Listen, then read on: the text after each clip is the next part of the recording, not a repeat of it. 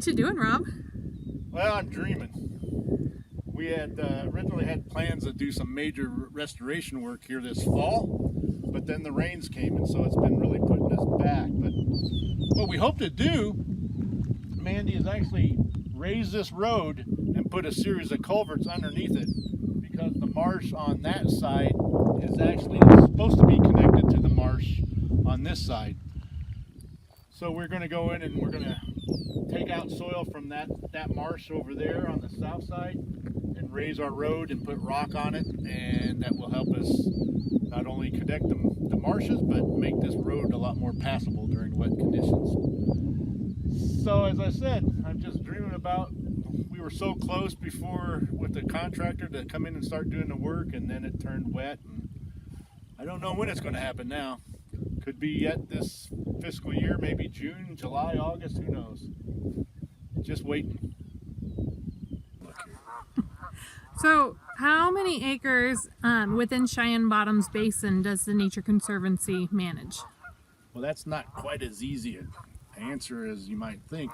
We have 7,694 acres right now, but we sold a little bit to the Kansas Department of Wildlife, Parks and Tourism, and we're also in the process of purchasing 2 half sections from Ducks Unlimited. So, you know, when it's all said and done, we're going to have close to 8,400 acres.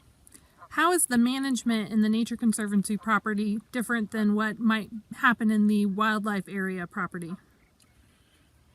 In general, we're a lot higher in elevation, and when I mean higher in elevation from the wildlife area, we're talking just a few feet. So we don't have a lot of big open waters. This is one of our biggest open water areas. Most of ours is wet meadow and very small ephemeral or seasonal wetlands like that, what behind you is like. So what we're trying to do is manage mainly for shorebirds and grassland nesting birds.